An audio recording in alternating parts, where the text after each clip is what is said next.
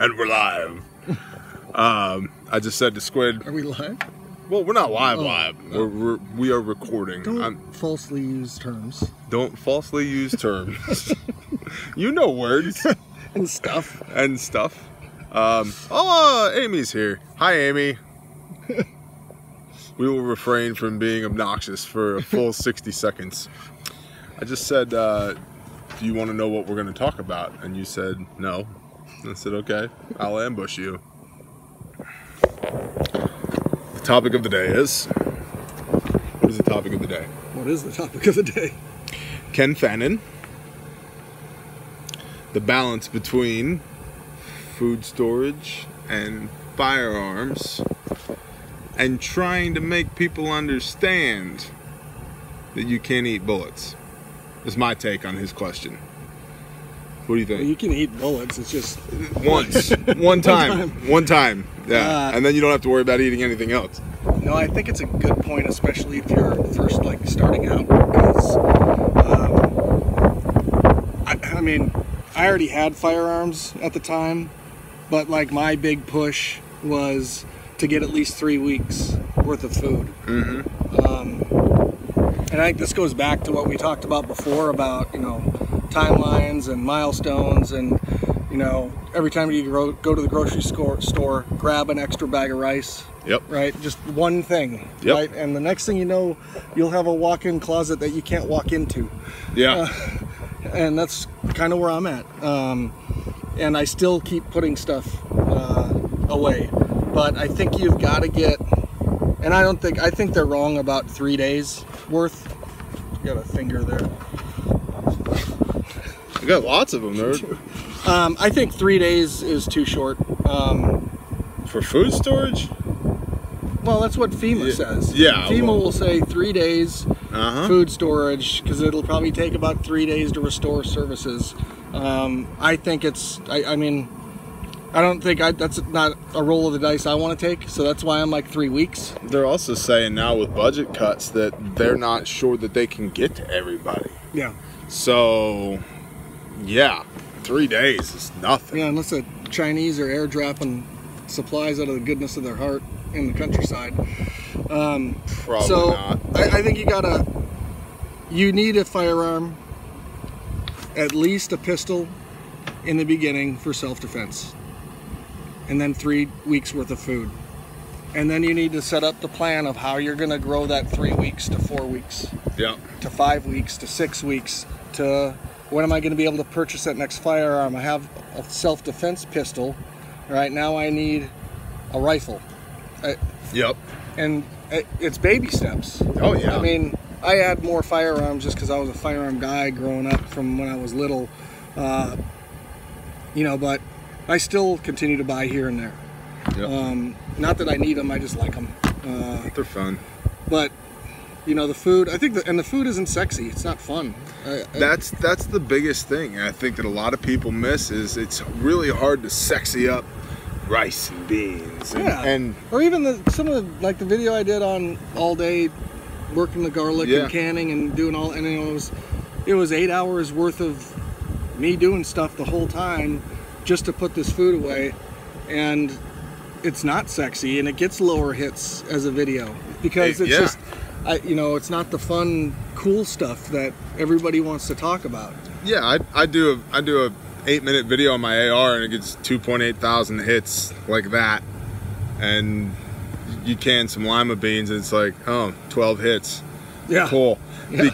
But a lot of people, getting back to intellectual laziness, think that, well, I'll just have these guns and I'll be able to protect myself with that, and then if I have to, I can use these weapons to procure food from other people, i.e. take it, which is not correct.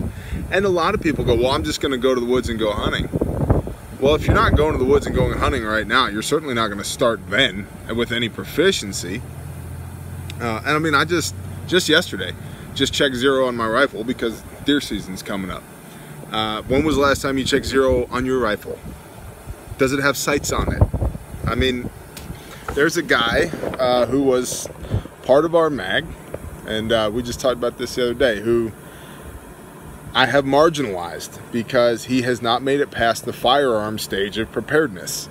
And instead of buying food, he bought a very large, ridiculous pistol.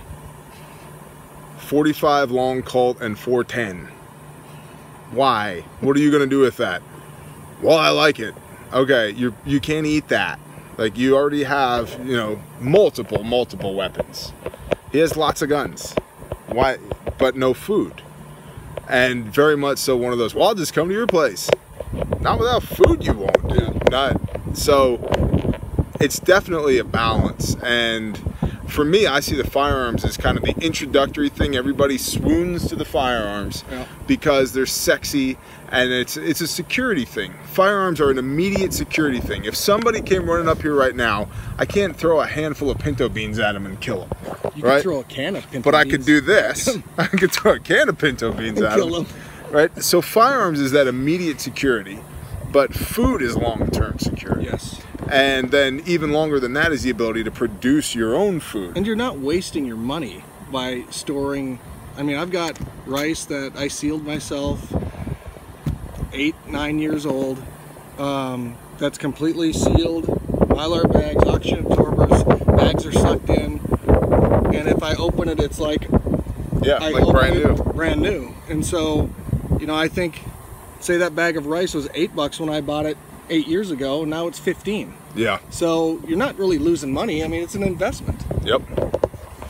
You know, there hasn't been a breeze all day, and then we come out here to do this, and now there's a breeze, so the audio is probably going to be poor because of the breeze. It's just the way it goes. See, it's Monday. I would be cautious to not get too deep into the firearms aspect of it, and I say that as a guy who has lots of guns and who loves guns. I mean, I just shot 400 rounds yesterday. Like, my shoulder's a little sore.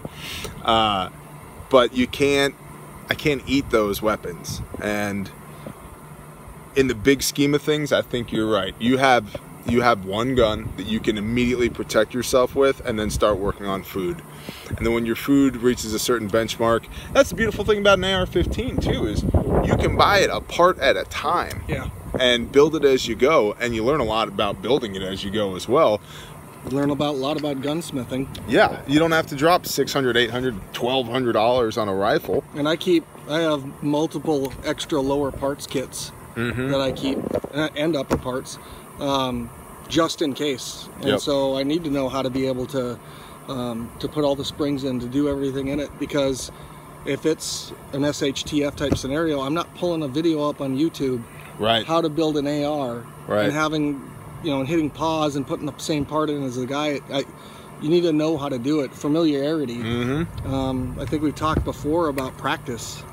Like, it's why I can. It's why I dehydrate. It's why I, you know, grow a large garden. It's why I seed save. It's why all these aspects are important. And my biggest focus, is on the food side of the house. Yeah. I mean, this weekend, I'm going to be busy all weekend because I am probably picking 200 to 300 pounds of peaches this weekend. Yeah. And I'm going to be processing moonshine. Some of them's going to be moonshine. They're going to get dropped in truck fuel. And I'm trying something with it too. So I held back a small jar. And so I learned this from a story back in Italy, where when they make the next year's wine, they always save bottles of the old wine that they pour into the next batch, that then has the yeast. Yep. Right? So they're using last year's yeast and the year before's yeast. Well, I do the same thing, and I've done it with bread, where I pulled off a piece of dough and put it in the fridge and let it sit. And I made bread for like 6 weeks practicing with just the same yeast. Yeah, I remember that. You know, but so I took off a pint jar of the fermented peaches from the last batch of truck fuel, and I'm going to try taking that and pouring it into seeding this the next batch one with to see if it'll propagate. That's awesome. I'm pretty sure it will. Yeah. There's no reason it shouldn't. That's awesome. But again, learning to be self-sufficient, and you know, you're not going to be able to go buy a package of yeast at the store. That's why I have 826,000 packages of yeast. Yeah. But yeah, you're right. I get the 5-pound blocks. Yeah. Yeah, and they actually stay sealed. Yeah. I've got one that's 2.5 years past expiration, and it still lights everything up. I go to the resale store. There's one in Stigler, Oklahoma. You get 3-pack of Fleischmann's yeast, 25 cents. It's like, okay, I'm gonna throw $5 at this. Yeah. Okay, you know. So now you have 15 packages of yeast or whatever, or a whole bunch. But I'm gonna post on our Facebook right now about us being live tonight. Oh, that's a good idea. To remind everybody. That's a great idea. All right, you wrap it up. Okay, I'll wrap it up. So, you know, we've been gardening in Oklahoma, and I did an experiment to see what's it like to plant pinto beans. The answer is, for me right now, basically 1-to-1. So it's a lot of effort and time and energy to get the same amount of beans back out of the ground that I put into it, but learning. So as far as food versus firearms for SHTF, you have to have both, but I think we both lean more to the food side than the firearm side, because you just can't eat your guns. And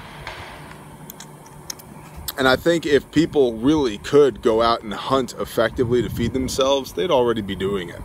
You know, and I know some people do, but think about it, to produce your own calories, that's all you produce. It's a lot of work.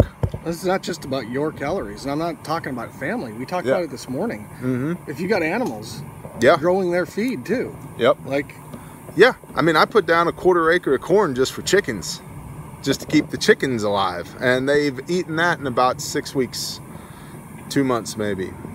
Granted, they were small ears, but point is, definitely have firearms, but don't stop there. Don't plateau at firearms, because as you get more serious into preparedness, you may find yourself alienated because you're the guy that has all the guns and no food. You know, like I said, there's a guy that we've just gone through this with, and conversely, you don't want to be the guy that has all the food and no way to protect it with no guns. So it's definitely a balance, but I think it's skewed more towards food and the ability to produce food than it is towards, yeah, that's correct. That's pretty good. All right. Yeah, you know words and stuff. And things. And so it's skewed more towards the ability to produce food and keep food than it is towards firearms. But I know that's not sexy. Yeah, and you can go do ninja stuff. You can go run around in the field with your AR. That's fine. But you should also know how to grow your own food as well. So, got anything to add to that? Nope. All right. Thank you, Mr. Ken Fannin. Peace.